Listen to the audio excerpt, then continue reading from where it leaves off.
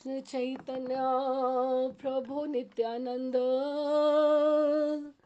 श्री अद्वैत गदाधर शिवासादि गौर भक्त वृंद, श्री रूप सनातन भट्ट रघुनाथ, श्री जीव गोपाल भट्ट दास रघुनाथ।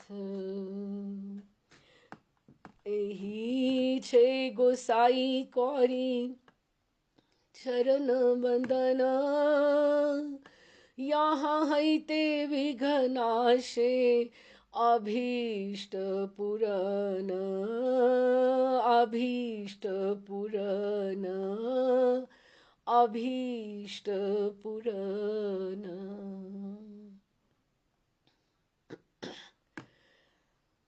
राधे श्याम जी, कुछ अंतराल के बाद हम लोग आज फिर एकत्रित हुए हैं एक प्रियालाल जी के एक अंतरंग ग्रंथ का रसा आस्वादन करने के लिए। थोड़ी दुविधा में भी मैं हूँ कि इसको हम YouTube पे डालेंगे नहीं डालेंगे, और क्योंकि ये अंतरंग ग्रंथ हैं तो देखें ठाकुर जी की कैसी इच्छा रहती है। महर्षि की बहुत बार एक वो महर्षि कहते हैं कि कथा में बहुत सारे लोग आते हैं तो, और बहुतों को जैसे एक पेड़ रहता है तो चींटियां आती हैं तो वहाँ वो ढूंढती हैं कि कहीं रस की कणिका कहीं पर है। आम तो वही पका हुआ एक ही होता है। शुक आता है तो वो वहाँ पे चक्कर लगाता है और देखता है कि कौन सा आम पका हुआ है कि उसके ऊपर मैं चोंच मारूं। और अगर चूहा है तो वो देखता है कि कोई बिल मैं यहाँ पे बना पाऊं।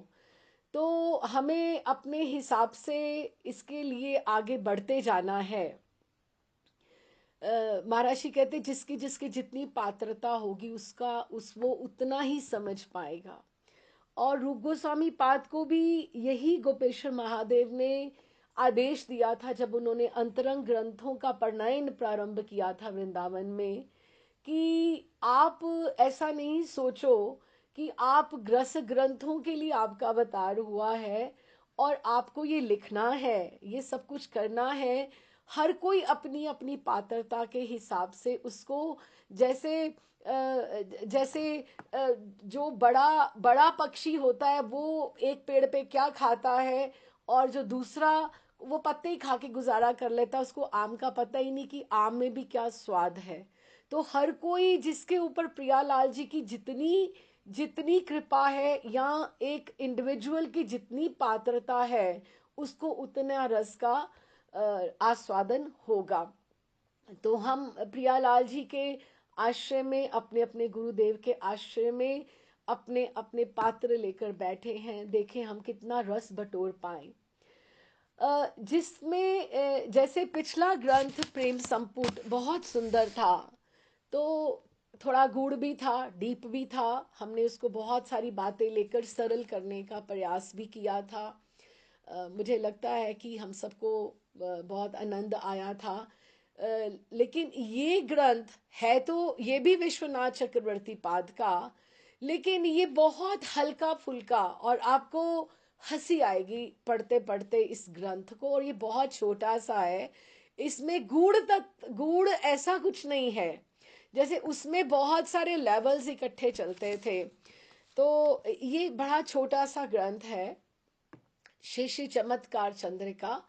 और लेकिन इसमें एक जो भाव मुख्य है उसका वो जो सैद्धांतिक पक्ष, आज हम उसकी भूमिका बांध करके चलेंगे। 4 इसमें चैप्टर्स हैं, तो आप सोचिएगा इस ग्रंथ का विश्राम हम 5 सिटिंग्स में कोशिश करके कर देंगे। आगे देखिए ठाकुर जी की इच्छा कैसी रहती है।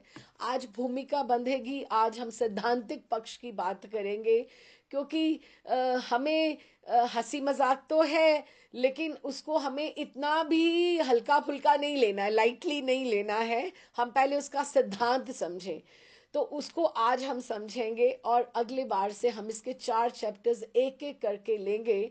लेकिन आप ये ध्यान रखना कि जो पहला चैप्टर है वो इतना इतना है, दूसरा इतना है, तीसरा और बढ़िया है और चौथा और बढ़िया है। खैर हर एक अपने आप में पूर्ण है, लेकिन अंत तक पहुंचते हुए ठाकुर जी के कितने गुणों का हमें पता लगेगा।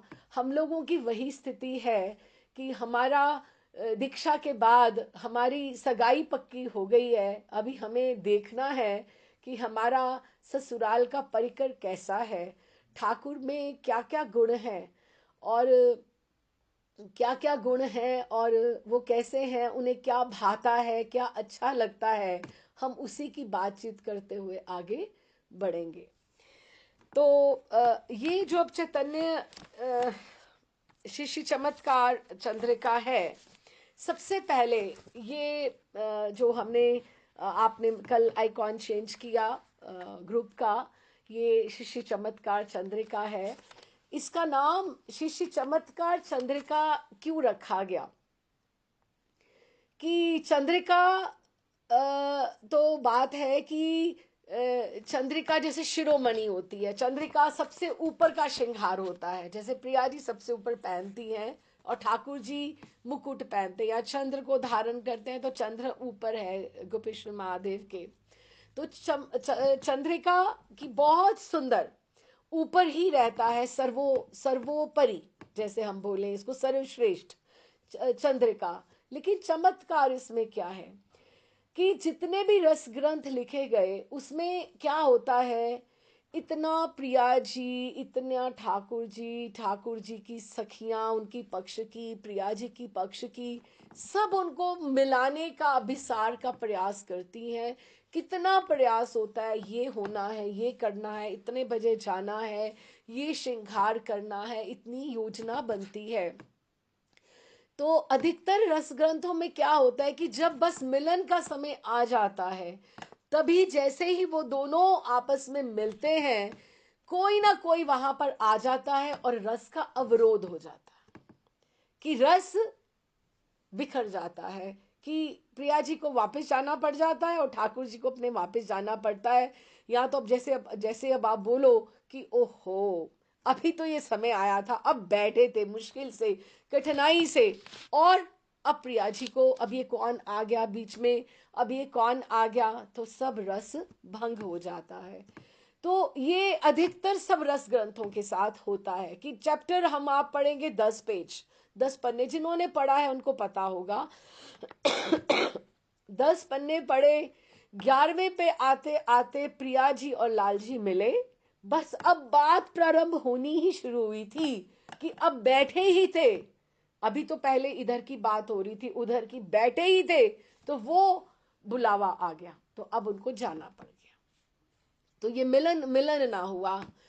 तो ये कोई ना कोई व्यवधान आ जाता है, लेकिन कौन व्यवधान लेके आता है? विपक्षीय, विपक्षीय अर्थात दूसरी पार्टी के लोग। जैसे दो पार्टीज है ना, तो सॉरी, तो दो ये विपक्षीय लोग लेकर आते हैं। और यहाँ पे सुंदरता ये क्या है कि वैसे तो रस ग्रंथों में चंद्रावली का भी जो है पक्ष, वो भी विपक्षीय है, हमारे लिए तो वो भी विपक्षीय है कि वो दूसरी पार्टी के लोग हैं। लेकिन यहाँ पे जो मेन ग्रंथों में आता है, विपक्षीय कौन आते हैं? परकिया भाव के, परकिया भाव जो है उसमें सम्मिलित हैं, जो प्रियालाल जी की लीला में, वो है जटिला, कुटिला, अभिमन्यु। अब ये कौन है? जटिला, कुटिला और अभिमन्यु। बहुत सारे चरित्र नहीं है इसमें, तो हम समझ सकते हैं ये कौन है। तो जटिला प्रिया जी की सास है, अभिमन्यु उनका पति है, और कुटिला जो है उनकी नंद है। अब आपको ये सब बातें अलग से लग रही होंगी, नई लग रही होंगी, लेकिन अगर आप रस ग्रंथों में, अगर आपने किसी का उसमें थोड़ा प्रवेश है, तो अब आपको पता होना चाहिए कि जो प्रिया जी का अभी यही बात है, यही हमें सैद्धांतिक पक्ष की आज बात करनी है। लेकिन अच्छा हाँ, चमत्कार की हम बात करें, पहले इसको समेट लेते हैं कि ये तीनों जो लोग हैं ये विपक्षी हो गए ना। ठाकुर जी अगर प्रिया जी को मिलना है तो ये तीन जन ये जो हैं ये विपक्षी हो गए, जटिला कुटिला और अभिमन्यु। और आनंद की बात ये, चमत्कार की बात ये होगी कि ये तीनों ही इनको मिलाने वाले बनेंगे।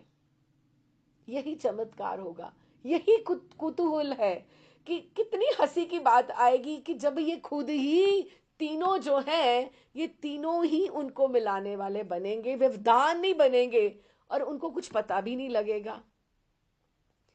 तो ये चमत्कार चमत्कार वाला ग्रंथ है इस तरह से कि तो अब इसके लिए अभी हमें दो बातें हमें समझनी पड़ेंगी। पहले तो प्रियालाल जी का स्वरूप, प्रियालाल जी कौन है, पर किया भाव क्या होता है और ये इसकी क्यों आवश्यकता है। ये आज क्या कहते हैं ना, सिद्धांत पढ़िया ना करे आलस, कि अगर हम सिद्धांत को पकड़ के चलेंगे ना तो हमें आगे समझने में भटकने का डर नहीं रहेगा कि हम उसको सिद्धांत को पकड़ कर चलेंगे तो, है ना। तो अभी हम एक एक करके उसका विषय लेते हैं। पहले हम विश्वनाथ चक्रवर्ती को प्रणाम करते हुए चलते हैं, तो उसके बाद फिर हम ये जो विषय है इसको हम स्पर्श करते हैं। हाँ जी, तो अब हम सबसे पहले हम विश्वनाथ चक्रवर्ती पाद को प्रणाम करते हुए चलते हैं। विश्वनाथ चक्रवर्ती पाद, इनके राधा गोकुलानंद हैं। राधा गोकुलानंद जो राधा रमन जी के बराबर में ही मंदिर है, उनके ठाकुर हैं जो उनको राधा कुंड से उनको जिनकी प्राप्ति हुई थी। ठाकुर जी का, प्रिया जी का छोटा सा विग्रह है और ये मिलित स्वरूप है। विश्वनाथ चक्रवर्ती पाद का अलग से भी हमने गान किया है जब हमने षट गोस्वामियों का चिंतन कर रहे थे, तो अगर आप चाहें तो उसको भी आप सुन सकते हैं। तो विश्वनाथ चक्रवर्ती पाद जो हैं उनका नाम विनोद वल्लरी मंजरी है। विनोद वल्लरी मंजरी अर्थात ये नित्य लीला की मंजरी हैं जिन्होंने ये ग्रंथ लिखा है। तो इन्होंने जैसे ये ग्रंथ इनका इनका विनोद मंजरी, विनोद वल्लरी मंजरी कोई कहते हैं या विनोद मंजरी कहते हैं।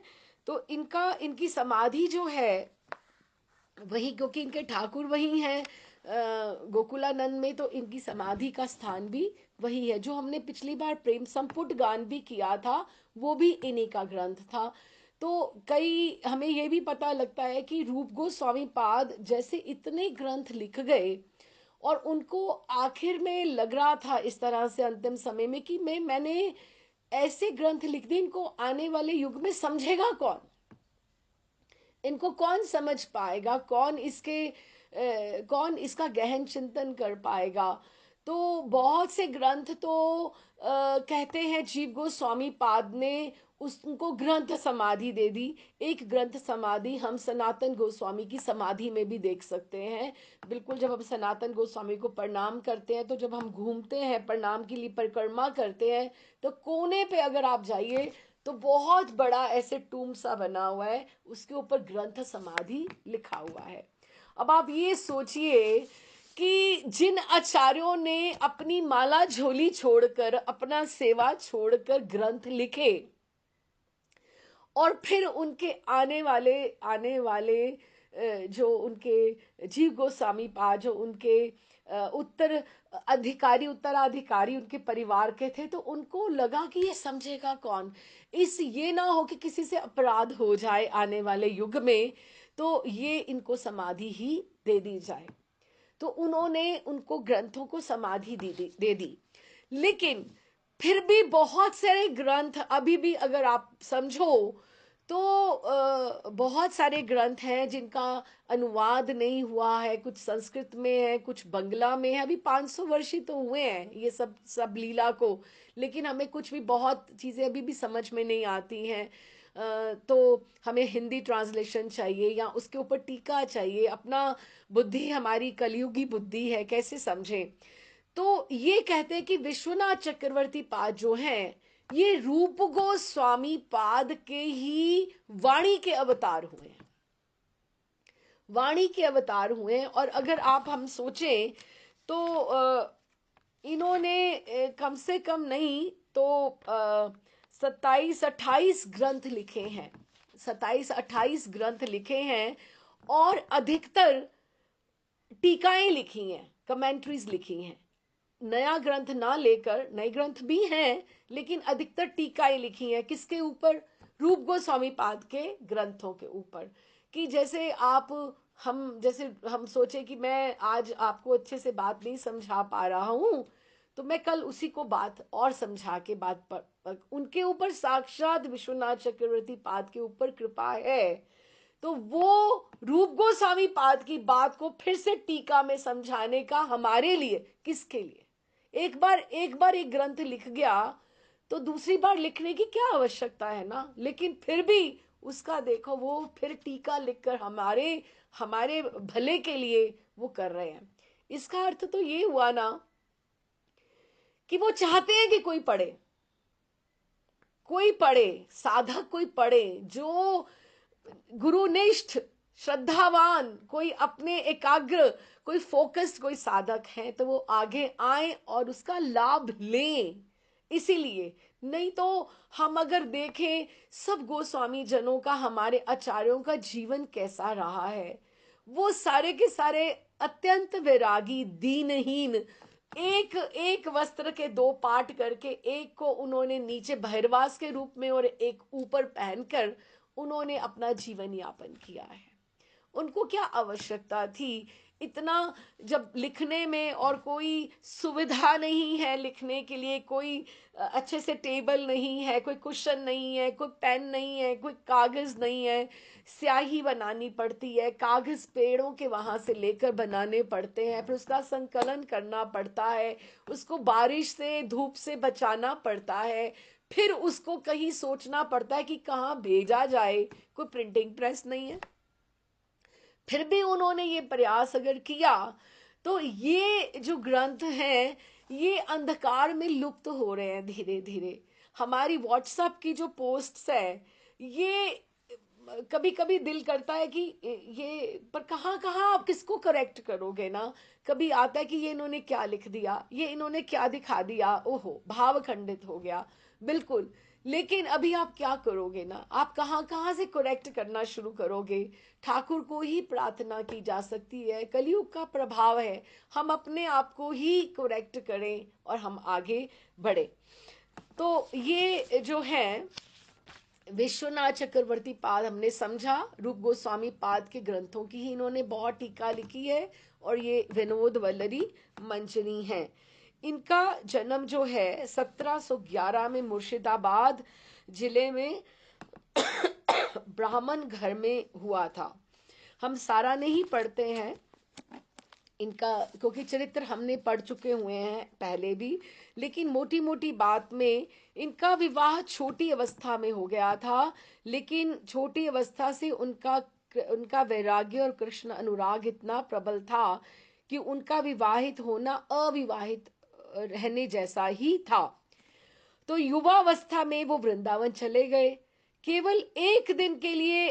एक दिन के लिए, क्योंकि जैसे बचपन में वो रहते रहे वहां पर, लेकिन वैरागी थे, उदासी उदासी थी उनमें, कृष्ण अनुराग बहुत प्रबल था। लेकिन जब वो युवा होते ही वो वृंदावन चले गए और फिर गुरु के आदेश से वो एक दिन मात्र के लिए घर आए और उस दिन रात्रि भर साध्वी पत्नी को भागवत रसामृत पान कराकर दूसरे दिन गृह त्याग करके वृंदावन लौट गए। तो ये उनका जीवन का, आप मानिए कि उन्होंने अगर ऐसा ग्रंथ लिखे हैं, उनकी कितनी प्रबल उत्कंठा होगी प्रियालाल जी के अंतरंग विहार को उजागर करने की। अच्छा जी, उसके पश्चात जब भी वो वृंदावन में रहते, वहां पे उन्होंने ग्रंथों का प्रणयन करना प्रारंभ किया। ये एक बहुत बड़ी बात है कि जहां वो लिखते थे तो वहां अगर वर्षा आती तो वर्षा की बूंदें वो उन पन्नों को भिगो नहीं पाती थी, उनको गीला नहीं कर पाती थी। और ये कितनी बड़ी बात है।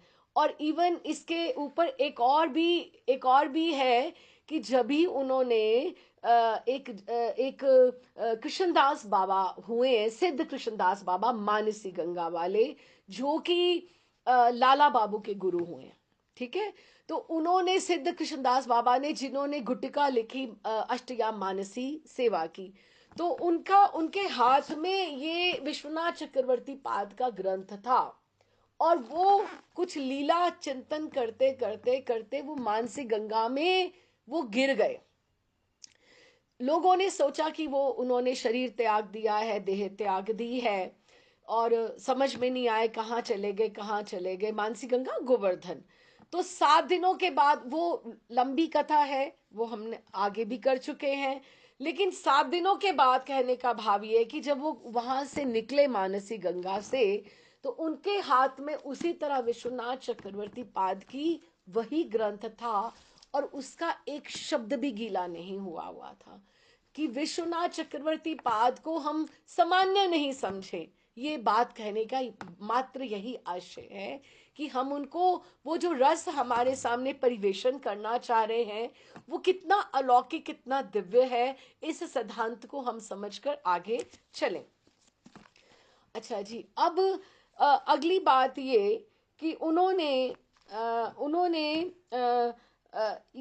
जब ही विश्वनाथ चक्रवर्ती पाद वृंदावन में थे, तो स्वकीया और परकीया के ऊपर बहुत विवाद हुआ। अब स्वकीया क्या होता है और परकीया क्या होता है, अब यही मेन बात, क्योंकि हम प्रिया जी के ससुराल की बातें कर रहे हैं।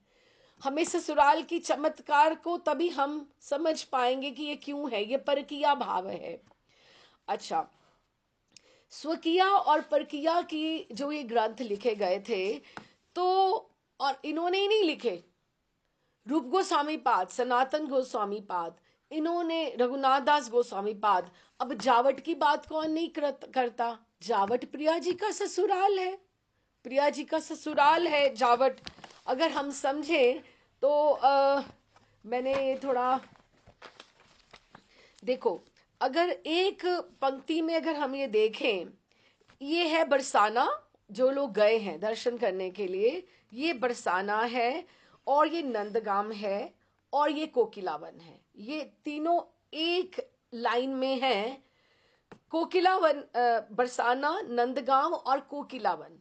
बरसाना और नंदगांव में 10.5 किलोमीटर का वो है, रास्ता है, 10.5 किलोमीटर। बीच में साकेत आता है, प्रेम सरोवर आता है। जिन्होंने ब्रिज 84 कोस परिक्रमा करी है, वो रिलेट कर सकते हैं। बरसाना और नंदगांव 10.5 किलोमीटर है। और बरसाना, नंदगांव और कोकिलावन, कोकिलावन में इस समय शनिदेव का बहुत बड़ा मंदिर है, और उसकी भी लीलाएं अलग हैं, हमने उधर की तरफ नहीं जाना। वहां पे ठाकुर जी कोयल बनकर प्रिया जी को वहां पर आवाजें अलग अलग से कोयल की देकर वहां मिलने के लिए आया करते थे। वो वहां पे इस समय कोकिलावन में शनि मंदिर बहुत बड़ा वहां स्थापित है। तो ये जो कोकिलावन है और बरसाना, नंदगांव, ये जो एक ही पंक्ति में, ये 14 किलोमीटर है, 14 किलोमीटर है, ठीक है। और कोकिलावन से थोड़ा सा अगर हम इधर की तरफ आ जाएं, तो वहां पर जावट ग्राम है। तो जावट ग्राम जो थोड़ा सा हटके एक सड़क पर आता है, जो कि 13.5 किलोमीटर है बरसाने से। ये प्रिया जी का ससुराल है, ठीक है। इस समय जो जब हम 84 कोस में, शायद जब पिछली बार जब हम लोग गए थे, तो उस समय उसकी जो स्थिति थी बहुत बढ़िया नहीं थी। फिर पीछे सुना कि थोड़ा जल सेवा की, पाइप सीवरेज वगैरह ये सब हुई, व्यवस्था हुई, लेकिन क्योंकि ये स्थान जो है, ये बहुत लोगों को पता ही नहीं है, पता ही नहीं, तो उसका उद्धार भी कहाँ से होगा, नहीं होगा ना। तो ये जावट ग्राम है। अच्छा जी, अब हम बात कर रहे हैं परकिया भाव तभी आएगा। परकिया भाव में अगर हम ये सोचें कि ठाकुर जी की जो, राम जी की जो कथा है, वो अनुकरणीय है। बड़े महाराज जी कहते हैं, पीछे बात हुई थी, क्योंकि उन्होंने ईश्वरत्व उन्होंने अपना छिपा के रखा है, अपना छिपा के रखा है। उन्होंने भ्रातृत्व अपना दिखाया, स्वामित्व, पुत्र कैसा होना चाहिए, सखा कैसा होना चाहिए, ये अनुकरणीय है। कि उनका राम जी का जो चरित्र है अनुकरणीय है, कि माता पिता की किस तरह से बात माननी चाहिए, किस तरह से। लेकिन कृष्ण का जो चरित्र है, ठाकुर जी का चरित्र जो है, वो अनुकरणीय नहीं है, क्योंकि वो उसमें ईश्वरत्व जो है वो इतना ऊपर उठकर आया है कि आप वो कुछ नहीं कर सकते हो उसके बारे में, आप उसको कॉपी नहीं कर सकते। प्रभुपाद जब भी वृंदावन आए, वो माखन चोरी की लीला सुनाया करते थे फॉरेन कंट्रीज में। तो जब भी उनके जो फॉरेनर जो डिसाइपल्स थे, तो वो आए वृंदावन, जब उनके साथ आए तो कुछ लोगों ने उनको कंप्लेन करी, वो जो दूध वाले और ये सब है, कि ये हमारे यहाँ से उन्होंने ये माखन ले लिया और ये ले लिया, और ये क्यों? वो उनके में सहज भाव कि ये हमारा वृंदावन है, हमारे ठाकुर ने ये किया तो हम भी कर सकते हैं। तो प्रभुपाद ने समझाया उन्हें कि ठाकुर जी की जो लीलाएं है ना, वो अनुकरणीय नहीं है। अगर माखन और, लेकिन ठाकुर जी का ऐश्वर्य इतना ऊपर है, इतना ऊपर है ठाकुर जी का, कि निंदनीय से निंदनीय कार्य जो भी है, गलत से गलत, वो भी अगर उनके साथ जुड़ जाता है तो वंदनीय हो जाता है। माखन चोरी, माखन चोर, आप देखो ठाकुर हंस रहे हैं, और ठाकुर का क्या वैभव है, क्या सुंदरता है, कि ऐसे बातें कि आपको कभी कभी आपको लज्जा आए। यही लज्जा का ही विषय है, ये जो बातें हम पढ़ेंगे ये सब ठाकुर जी की बुराइयां ही तो हम पढ़ने वाले हैं। ये जो कौतूहल, उनका अध्याय जो नाम है ना, आपको हंसी भी आएगी, और आप हंसी ऐसे मुंह दबाकर हंसी आएगी कि कोई ऐसा भी छिछोरा हो सकता है क्या? अभी छिछोरा शब्द जो है अच्छा नहीं है, लेकिन ठाकुर की चतुराई, छिछोरापन, नारायण स्वामी, और उन्होंने ये ग्रंथों ने ये लिखकर जिन जिन को आगे दिया है, कितने लोगों ने आगे, कितने आचार्यों ने आगे और ग्रंथ और पद पदावली लिख दिया, कि ठाकुर, अरे भैया तुम समझ लो, तुम उसको वो मत समझो कि इतना बड़ा ईश्वर है, नहीं है वो बस और बस तुम्हारा प्रेम चाहता है, और कुछ नहीं चाहता। ठाकुर जी सिर्फ प्रेम चाहते हैं और कुछ नहीं चाहते हैं। हाँ? राम जी को देख के चाहे आपको उतना प्रेम नहीं आए, लेकिन ठाकुर को देख के आपको अवश्य प्रेम आता होगा। तो अब ये एक बात आ गई कि एक तो अनुकरणीय नहीं है, सीधी सी बात। और फिर ठाकुर जी की जो जैसे हम ठाकुर जी को सब मानते हैं, ठीक है। राधा रानी, ठाकुर जी परम परम पुरुष हैं, और प्रिया जी उनकी प्रकृति है, ठीक है। तो प्रकृति जो है वो उनको अपना 100% देना चाहती है, best singer, best cook, best lover, best beloved, best उनके लिए ये वो। तो वो अब एक में वो जब वो नहीं कर पाती हैं, तो प्रिया जी अपने सब गुणों का विस्तार करती हैं, और उनकी एक्सपेंशंस होती हैं। कोई ललिता बनती है, कोई विशाखा बनती है, कोई चित्रा, कोई इंदुलेखा, इस तरह से उनकी एक्सपेंशंस होती हैं। तो वो जो वो जो एक्सपेंशंस हो जाती हैं, तो वो ऐसा ही है जैसे हम रास का हमने पढ़ा कभी। तो हम ये देखें कि जैसे एक बच्चा एक शीशे के महल में चला जाए और अपनी परछाइयों के साथ ही खेलता रहे, यहाँ भी उसकी परछाई है तो यहाँ भी। तो उनका जो ये व्यवहार है ना, उनका अपना, अपने से अपने का व्यवहार है, वो दूसरा नहीं है, कोई भी दूसरा कोई भी नहीं है। लेकिन यहाँ सैद्धांतिक बात ये है कि प्रिया जी ठाकुर जी की नित्य प्रेयसी है। वो जो नित्य सहचरिया हैं, नित्य सेवा में है जो सब सखियां। लेकिन भूमि पे जब वृंदावन में, भौमिक वृंदावन पे जब सब अवतरित हुए हैं, तो फिर उन्होंने वो परकिया नहीं है, क्योंकि वो तो उनकी स्वकिया है। अच्छा, स्वकिया और परकिया क्या होता है? स्वकिया होता है अपनी, और परकिया होता है दूसरे की। ठीक है, परकिया जो दूसरे की पत्नी है, ठीक है ना, दूसरे का भाव है। तो स्वकिया जो अपनी है, ठीक है, तो वो उनकी निज स्वकिया होते हुए भी धरती पर आने के लिए उन्होंने परकिया वो बनी नहीं, परकिया भाव उन्होंने स्वीकार किया, परकिया भाव स्वीकार किया। अब क्यों किया? अब ये सिद्धांत अगर हम पकड़ के चलेंगे ना, आज हमने सिर्फ भूमिका ही बांधनी है, क्योंकि हम हंसेंगे तो बहुत अगले बार में थोड़ा थोड़ा करते। लेकिन आप ये बात को ध्यान रखिएगा, ये परकिया भाव है, लेकिन हमारे ठाकुर कैसे हैं, और ये सब चीज अनुकरणीय नहीं है, अनुकरणीय नहीं है। तो अच्छा, अब तीन तरह की नायिका अधिकतर ये जो मेन होती हैं, एक होती है समर्थारति, सॉरी साधारण रति, साधारण रति। जैसे हम कुब्जा की रति माने, जैसे कुब्जा थोड़ा डीलिंग है, मैंने आपको तिलक लगाया अच्छे से, आपको, आपने भी मुझे कर दिया, अच्छे से कर दिया, तो वो साधारण रति है। ठीक है ना, हम ऊपर ऊपर मोटी मोटी बात कर रहे हैं। उसके बाद एक सामंजस्य रति होती है, वो कौन सी होती है? उसमें थोड़ा अधिकार होता है वो पत्नी का, जैसे रुक्मणी जी का है, सत्यभामा जामवंती का है, वो सामंजस्य रति है। उसमें थोड़ी सी आशा भी है कि मेरे पति हैं, इनको मेरे को इतना समय देना चाहिए, है ना, ये सब कुछ। तो अब तीसरी जो रति है नायिका जो है, वो है समर्थारति, समर्थारति।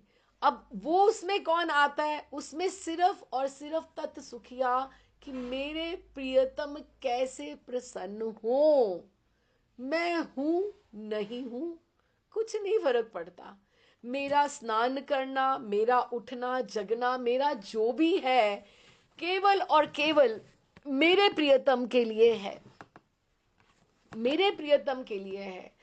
तत् सुखिया भाव, यही हमने बात करी थी प्रेम संपुट में, कि तत् सुखिया जो भाव है सर्वोपरि है, सबसे ऊपर है। अब आप देख लो, साधारण कुब्जा, अब जैसे हम इसको मान लें ये मणि है, ठीक है, अब रुक्मणी होना भी तो कोई आसान नहीं है ना, तो इसको हम मान लें चिंतामणि है। चिंतामणि भी तो छोटी नहीं है ना, मीरा तो उसी के लिए तरसती रही ना, है ना। तो अगर हम तीसरा मान लें समर्था रति प्रिया जी, और ये क्या है? कौस्तुभ मणि है, एक मणि, एक चिंतामणि। मणि ही होना, हम तो पत्थर हैं साधक जी, साधक अपने आप को हम निखारने का प्रयास कर रहे हैं। हाँ, तो ये कुब्जा की जो रति है, अब हमें देखना है कि हमें कौन सी कैटेगरी में, हमारे सामने सारे रास्ते खुले हैं, तुम्हें कौन से रास्ते को पकड़ना है और चलना है। आचार्य हमें एक विजन दे रहे हैं, एक विजन दे रहे हैं, एक रास्ता दिखा रहे हैं। तो समर्थारति कौस्तुभ मणि की तरह है, एक मणि, एक चिंतामणि और एक कौस्तुभ मणि। तो फिर उसके पश्चात, क्योंकि उसमें अपनी देह भी अपनी देह नहीं है, अनकंडीशनल लव, कुछ नहीं चाहिए, तब आप जिसमें प्रसन्न हो, आप जैसा कहे, बस अपने लिए कुछ भी नहीं करना। और इसके ऊपर हमने कितनी ही कथाएं प्रेम संपुट में करी थी। ये एक बहुत ये प्रिया जी के, और ये बड़ा एक अच्छा प्रसंग है, ये जो आता है, हमने सबने सुना हुआ है, तत्सुखिया जो भाव के ऊपर थोड़ा सा अगर हम इसको और पढ़े, तो ये हमें और क्लैरिटी हो जाएगी। अच्छा जी,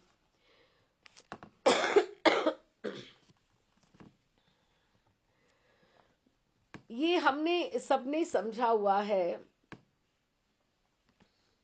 कि रुक्मणी जामवंती सत्यभामा जब भी द्वारिका में रहते रहते, हर बार जब ठाकुर जी थोड़ा कराते हैं, हे राधे, हे राधे, हे राधे।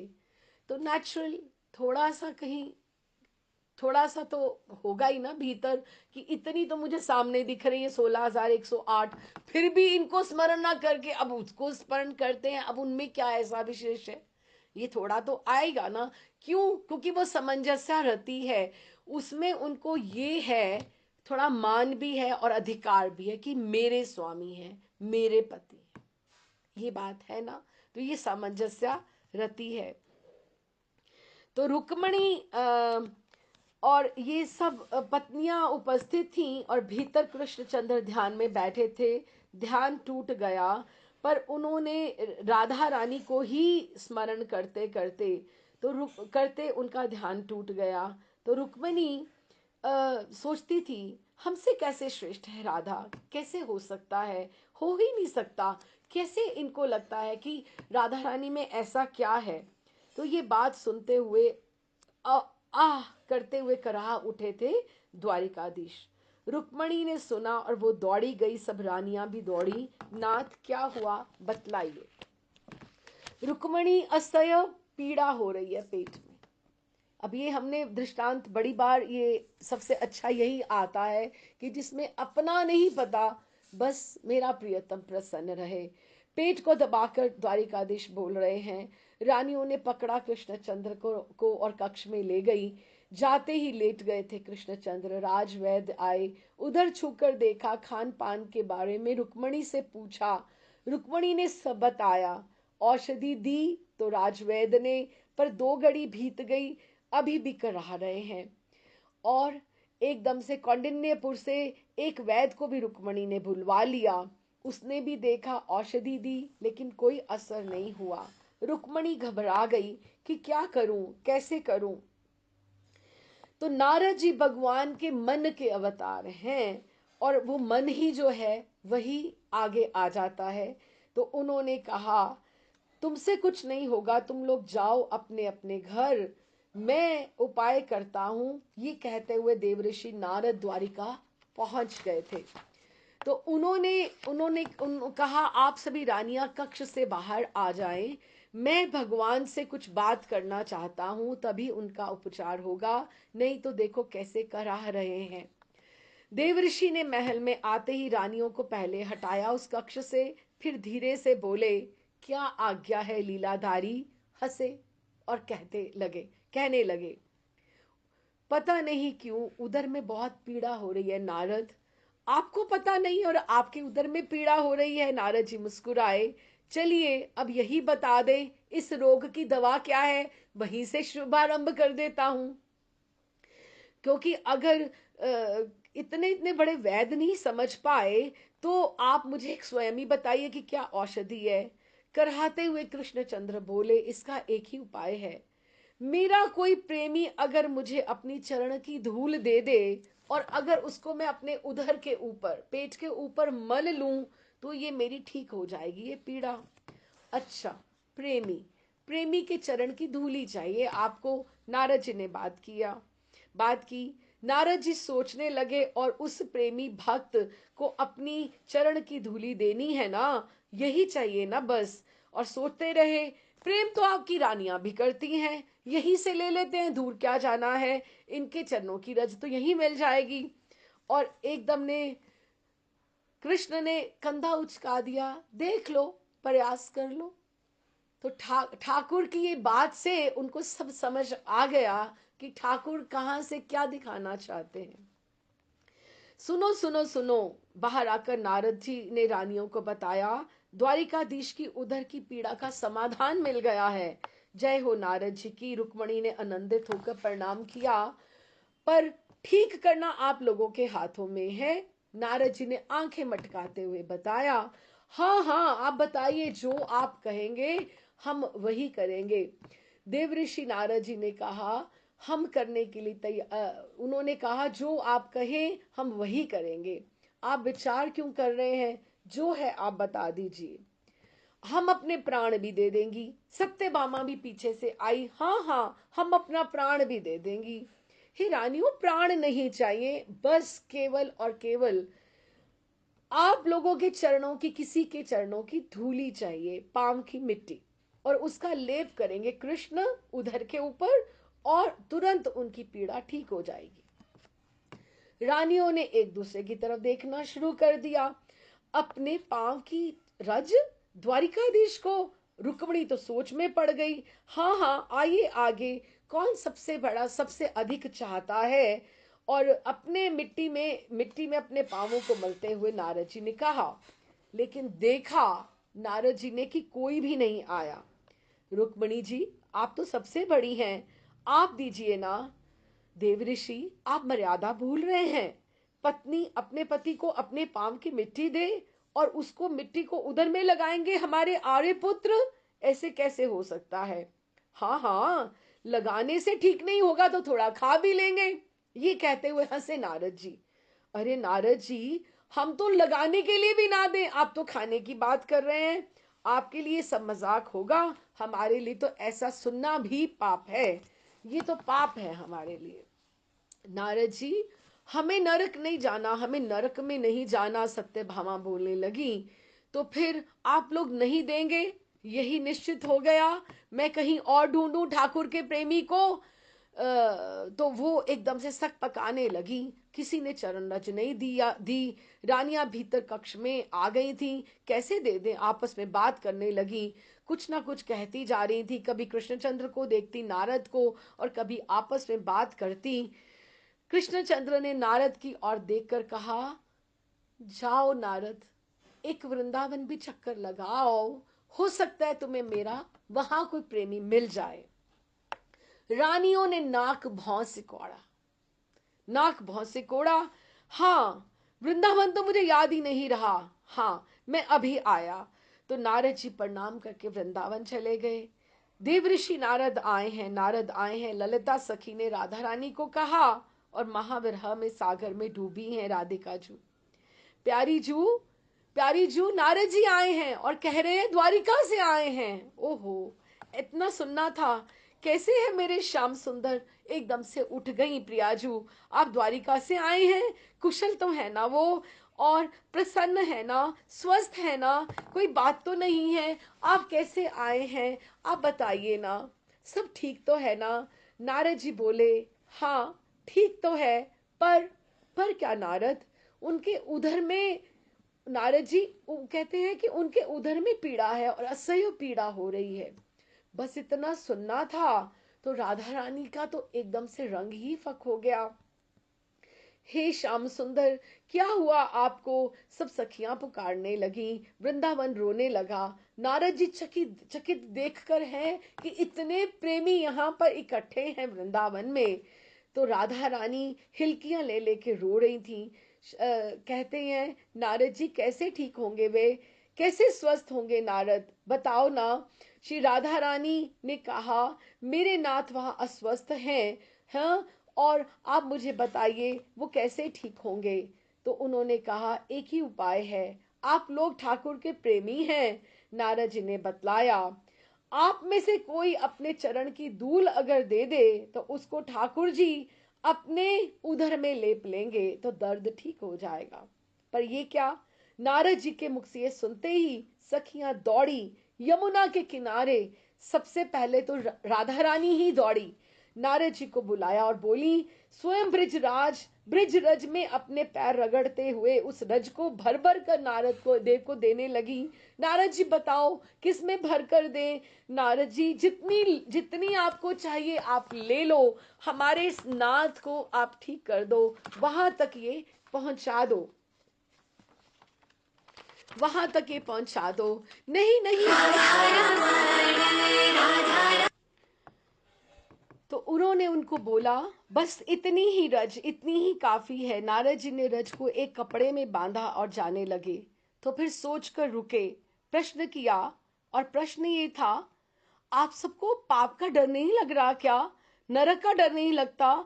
आपको पता है आपके स्वामी कृष्णचंद्र प्रियतम अगर ये पाँव की आप अपनी मिट्टी दे रहे हैं तो आपको हो सकता है नरक में भी जाना, आप नरगामी भी आपको होना पड़े। तो इसका उत्तर राधा रानी ने दिया था। और ये उत्तर जब वो सुना तो नारद देव जी उनके चरणों में लेट गए, प्रणाम करने लगे कि आहा क्या प्रेम है। और क्या उत्तर दिया, हम ठाकुर के पास जाके सुनते हैं उन्होंने क्या उत्तर दिया। नारद जी आकाश मार्ग से आए, रानियों ने देख लिया, नारद जी ने उतरे और उन्होंने कहा, रुक्मणी ने सबसे पहले पूछा, किसने मिट्टी दी आपको? राधा रानी ने मिट्टी दी अपने चरणों की? हाँ दी। और वो सीधे कृष्णचंद्र के कक्ष की ओर बढ़े और सब रानियां बोल रही हैं, उन्हें नरक से डर नहीं लगता, उन्हें वेदों और शास्त्रों की मर्यादा नहीं है, सब बेच खाई है उन वृंदावन की नारियों ने, चाहे उन्हें नरक गामी होना पड़े तो भी वो होंगी। नारद जी को अच्छा नहीं लगा, लेकिन उन्होंने किसी को कोई उत्तर नहीं दिया। वो आगे बढ़े और उन्होंने आगे बढ़कर उन्होंने कहा, मैंने भी, सजल नयनों से नारद जी ने कहा, मैंने भी यही कहा था राधा रानी से कि आपको हो सकता है कि करोड़ों वर्षों तक भी नरक में आपको रहना पड़े। लेकिन उन्होंने क्या जवाब दिया, ठाकुर भी सुन रहे थे, कि हमें इससे कोई आपत्ति नहीं है, जिससे हमारे कृष्ण ठीक हो जाए, हमें इससे कुछ नहीं, कि हमें हमें कुछ भी मिले उससे कोई नहीं है, कम से कम हमारे प्रियतम की जो दर्द है, जो उनके लिए असह्य है, वो पीड़ा तो ठीक हो जाएगी ना, बस हमारे लिए यही प्राप्त है, हमें शास्त्रों से क्या लेना, हमारे प्रियतम हैं वो स्वस्थ है तो वही हमारे लिए वही है, हमारे प्राणधन ठीक हो जाए, हमें मर्यादा से, हमें शास्त्रों से क्या लेना है, इधर हमारे प्रियतम प्रेम दर्द से तड़प रहे हैं और हम शास्त्रों और वेदों की दवाई लेकर ये रज नहीं दें, भाड़ में जाए ऐसी मर्यादा, भाड़ में जाए शास्त्र और वेद, हमारे श्याम सुंदर ठीक होने चाहिए। नारद जी रोते रोते ये कहते गए, उच्चतम ये प्रेम है, ये महारानी रुक्मणी, जहां किंचित भी वो अपनी सोच नहीं है, बस तत्सुखिया भाव अपने प्रिय की सोच है, वो कैसे भी हो खुश रहे प्रसन्न रहे, इसके लिए हमें जो करना है करेंगी, ये कहा राधा रानी ने। और नारद जी इतना कहकर जैसे ही चलने लगे कृष्ण के कक्ष की ओर, तो सामने ही कृष्णचंद्र खड़े थे। नारद ले आए रज, हाँ आप तो यहाँ आ गए, आप लेटिए ना, मैं लगाता हूँ, आप विश्राम कीजिए। नारद जी पास में गए, उन्हें रज दी। उन्हें पाप नहीं लगेगा क्या? हंसे कृष्णचंद्र। रुक्मणी का सिर झुक गया था, समस्त रानियों का मस्तक झुक गया था। अब कोई नहीं ये कह सकता था कि राधा क्या है, उधर पीड़ा तो थी ही नहीं, अपनी प्रिया की महिमा दिखानी थी, द्वारिकाधीश को वो दिखा दी। पर रानियां उस समय चकित हो गई, जब रज को उधर में क्या, संपूर्ण अपने शरीर में विग्रह में लगाने लगे कृष्ण, माथे में लगाते जय राधे भावातिरेक में डूब गए। कृष्ण की पत्नियां स्तब्ध थीं, रुक्मणी की भी समझ में आ गई थी कि राधा के सामने हम कुछ नहीं, राधा राधा ही है। तो जिसमें अपने अपने निज सुख की मर्यादा शास्त्र कुछ नहीं हो, उसको हम बोले कि वो जो रति है वो समर्था रति है, जो इतनी दूर रहकर भी ठाकुर को अपने अपने पाश में बांध कर रखती है। तो ये जब अब ये हम ये अब ये सोचे कि ये ठाकुर जी की स्वकिया निज स्वकिया है ही, गोलोक धाम में है ही, लेकिन उन्होंने धरा धाम पर आकर ये परकिया भाव, वो परकिया नहीं है, वो ठाकुर जी की निज है, उन्होंने परकिया भाव स्वीकार कर किया है। और कैसे किया है, अब देखो ना, ये परकिया भाव, इसीलिए हम कहते हैं कि ठाकुर की सैद्धांतिक बात है कि उनकी लीलाएं अनुकरणीय नहीं है। अगर ये लौकिक भाव में अगर आप परकिया भाव देखो, तो परकिया भाव जो है निंदनीय है, निंदनीय है। किसी पुरुष के बारे में सोचना, किसी के बारे में बात करनी, कुछ ये निंदनीय है, नरकगामी है।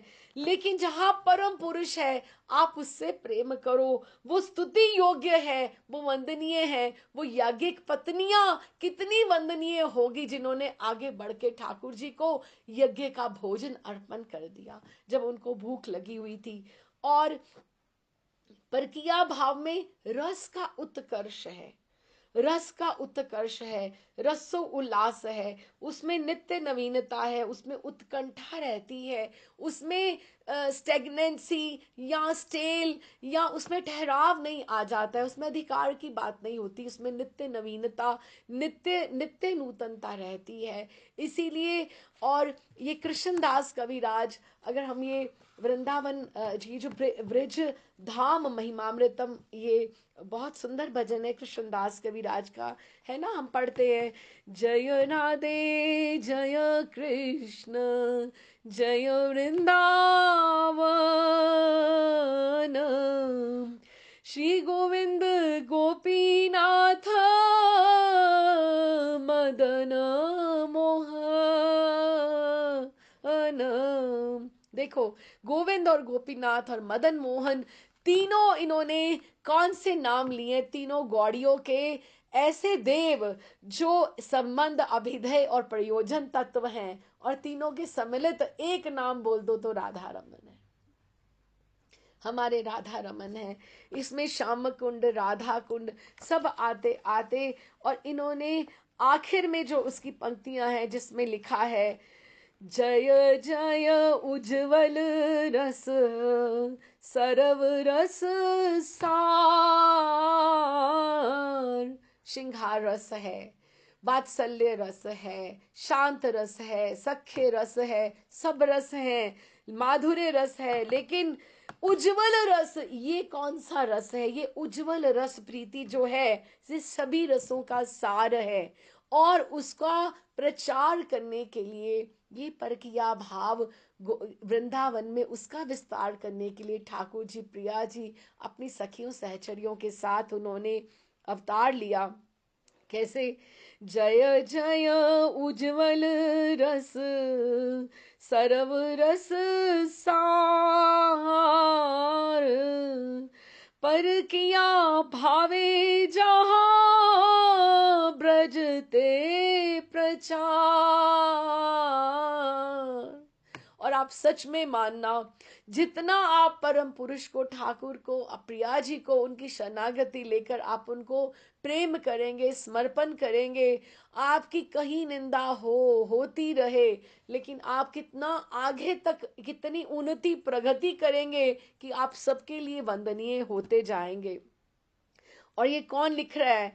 श्री जानवा पद पद्म कौरिया स्मरण। जानवी पाद पद्म कौन? नित्यानंद जी की पत्नी अनंग मंजरी जानवी, जानवी मैया जो हैं, वहां पे उनको स्मरण करके कौन लिख रहा है? दीन कृष्ण दासे कोहे नाम संकीर्तन। क्या है ये परकिया भाव को ही, उसको ही स्थापित करने के लिए ये रस का प्रचार। और इसी के ऊपर बहुत वाद विवाद हो गया। कब? विश्वनाथ चक्रवर्ती पाद जब वहां थे तो इतना वाद विवाद हो गया कि, और फिर चक्रवर्ती पाद ने अपने परकिया भाव की उपासना का प्रबल समर्थन किया, और उसको आगे बलदेव विद्याभूषण जी भी, तभी देखो ना, विश्वनाथ चक्रवर्ती, ये चक्रवर्ती नाम उनका उनका उनका बचपन का नाम चक्रवर्ती नहीं है, उनकी कोई सरनेम नहीं है, उनको दिया गया है विश्वनाथ चक्रवर्ती पाद। बलदेव विद्याभूषण उनको दिया गया डेजिग्नेशन। क्यों? क्योंकि वहां सब आचार्यों ने, जिन्होंने ये सब बात करी, उन्होंने उन लोगों को, उनको माना कि ये जो बात कर रहे हैं परकिया भाव की, ये बिल्कुल सही कर रहे हैं। और ये नहीं तो जो विपक्ष के पंडित एकदम से अकाट्य बातें कर रहे थे, तो उनको तर्कों के साथ श्रीमद् भागवतम, पद्म पुराण, कुमार संहिता, शास्त्र प्रमाणों की सहायता से उन्होंने विपक्षियों को परास्त कर दिया। तो उनके ग्रंथ में हमें ये परकिया भाव ये मिले तो कौन सी बड़ी बात है? ठीक है ना? तो अब ये एक और लीला है जिसकी हम बात करें तो, अगर आपको स्मरण हो तो श्रीमद् भागवतम में ब्रह्म मोहन लीला आती है। ब्रह्म, हम आज सिद्धांत को ही स्पर्श कर रहे हैं।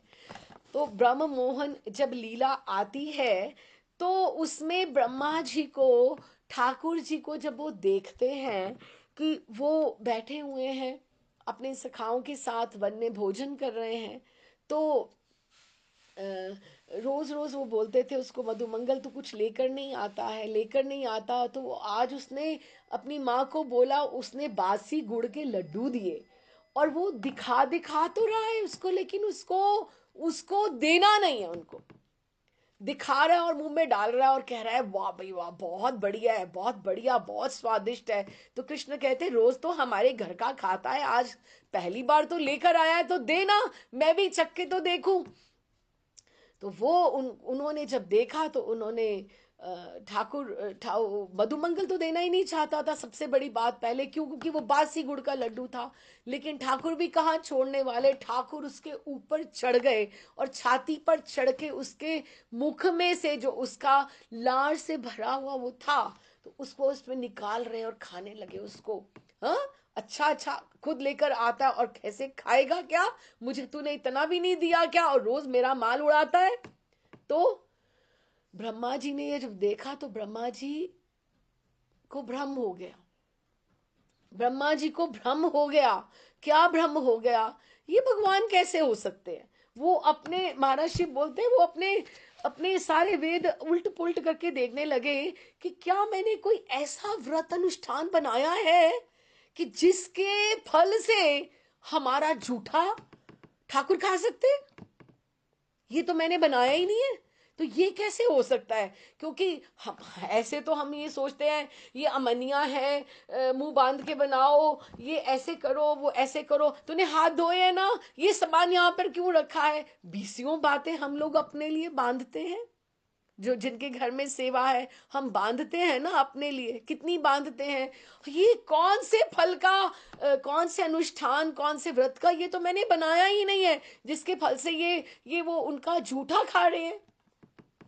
तो उन्होंने उनको बोला इस तरह से, तो देखा तो उन्होंने क्या कहा, उन्होंने जो गैया जो चर रही थी, उन गैयाओं को सब उनको उन्होंने कंदरा में छिपा दिया, कंदरा में छिपा दिया। अब थी सखाओं की बारी, अब सखा सब खा रहे थे, वो सब मस्ती में थे, आनंद कर रहे थे। तो उन्होंने उनको बोला कि आप, ठाकुर हमारी गैया नहीं दिख रही। तो उन्होंने कहा तुम बैठो, मैं देखता हूं, मैं देखता हूं, तुम बैठो मैं देखता हूं, क्योंकि उनको तो सब पता था क्या हो रहा है। श्री राधा गोविंद महाराज बहुत सुंदर बताते हैं, मुझे उनका ही बताया हुआ हमेशा दिमाग में रहता है। यहाँ पे दही बात है उनके, दही बात है, और इधर मिर्च, इधर नींबू का अचार की फांके, इधर थोड़ा गुड़, कि पहले थोड़ा दही बात खाते हैं और फिर एक जगह से आंवला लेते हैं और फिर एक तरफ से नींबू लेते हैं और मिर्च लेते हैं, और फिर जब एकदम से तीखा लगता है तो थोड़ा गुड़ चबा लेते हैं। ये उन्होंने ऐसे अपनी प्लेट बनाई हुई है ठाकुर जी ने, दही बात का। इस तरह से ठाकुर कितना सुंदर, आज मैं आपको एक भेजूंगी, बहुत सुंदर वो जो लीला ठाकुर जी की, इतने प्यारे लग रहे हैं ठाकुर जी, बहुत सुंदर, एक लिंक भेजूंगी आज। तो उन्होंने उन्होंने जो वो लेकर चलते चलते देखा, देखते देखते तो उनको तो गैया कहीं दिखाई नहीं दी, और ऐसे मुड़ के देखा तो सखा भी नहीं है, गोपाल वो भी नहीं है। हमको सबको पता है ब्रह्मा जी भ्रमित हो गए थे, ब्रह्मोहन लीला हुई, ब्रह्मकुंड बना, ब्रह्म स्तुति हुई, सब कुछ पता है हमें। लेकिन कहने का अर्थ ये क्या कि पूरे 1 वर्ष तक ये सब लीला हुई, जब तक ब्रह्मा जी को समझ में आया। 1 वर्ष भूमि का बीत चुका था, और उस 1 वर्ष में ठाकुर जी ही सखा बने थे, ठाकुर जी ही ठाकुर जी ही गैया बने थे। अब गैया क्यों बने थे वो भी हम समझें। क्यों? क्योंकि गोष्ठ की असंख्य माता स्नेह पोषणी गोपी जन और श्री कृष्ण को पुत्र रूप में अंक में लेकर स्तनपान की लालसा रखती थी। वो अपने बच्चों को नहीं चाहती थी इतना जितना वो ठाकुर को चाहती थी। ठाकुर जी उन बड़ी गोपियों के भी पुत्र बन गए उस 1 वर्ष के लिए, उन उन गैयाओं के भी वो बछड़े बन गए, कि जो हमेशा वो अनेक गौएं श्री कृष्ण में पुत्र भाव का पोषण करती थी। वे चाहती थी कि कृष्ण हमारे स्तनपान करें। उन दोनों की कामनाओं को भी भक्त वत्सल श्री भगवान ने स्वयं ही ग्वाल बाल बनकर ही और स्वयं ही बछड़े बनकर सम्यक रूप से पूर्ण किया। ये हमने सब पढ़ा है, समझा है। तो ये ठाकुर जी तो कण कण में है, लेकिन वो एक वर्ष में, एक वर्ष के लिए उन्होंने वहां पे सब बछड़े, यहाँ की उनके जो अलंकार भी थे, वो जो सखा जो गोप थे, उनके अलंकार, उनकी जूती, उनके कपड़े, सारा कुछ वही बन गए। अब ठाकुर जी बने तो वो अपने वाले वस्त्र थोड़ा पहन के जाएंगे, वो उनके सब बन गए थे, वो अणु अणु में है, तो वो बनकर गए थे। तो योग माया ने उस समय ऐसी प्रतीति करवाई, नहीं तो जो गोपियां हैं, सूर्य भी नहीं उनको, श्री अंग को उनके देख पाता, इतनी वो अपने आप में लज्जाशीला हैं। कैसे घूंघट निकाल के चलती हैं और बात नहीं करती हैं। जैसे सीता जी की छाया बनी थी, और राम जी ने कहा था कि अब ये लीला होनी है, आप छाया के रूप में आप अशोक वाटिका जाएंगी। तो इस तरह से एक वर्ष में योग माया ने इस तरह से प्रतीति करवाई कि तुम्हारा ब्याह होगा, तुम उनका कि और कोई अभी मुहूर्त आएगा ही नहीं ब्याह का, आपकी सबकी लड़कियां ऐसी ही रह जाएंगी। तो अभी इस वर्ष में वो ठाकुर के साथ ही सबका ब्याह हुआ। हम उसको परकिया भाव का, ये भी महाराज जी हमें ये दृष्टिकोण देते हैं कि उसी एक वर्ष में जब ब्रह्मा जी का, ये ब्रह्मा जी की भी लीला का, हर लीला का रहस्य रहता है। गोवर्धन की हुई तो क्यों हुई, ये लीला हुई तो क्यों हुई। तो ये अगर हम सोचें, नहीं तो ये उनमें उनको जटिला जटिला उनकी सास बनी और कुटिला उनकी ननद बनी, और अभिमन्यु उनका पति बना। लेकिन उनका कुछ भी ऐसा ऐसा नहीं था कि जैसे कोई स्पर्श है, या उनको ऐसा, उनको प्रतीति होती थी जटिला को ये मेरे घर की बहू है, उनको ये लगता था ये मेरी सास है। क्यों? क्योंकि ये जो रस है ना, ये नित्य ऊपर जाने वाला है। इसमें रसो उत्कर्ष है, रसो उल्लास है, नित्य नवीनता है। जब तक बाधा, जब तक प्रेम में व्यवधान नहीं आता, आपको उसको भोगने में भी आनंद नहीं आता है।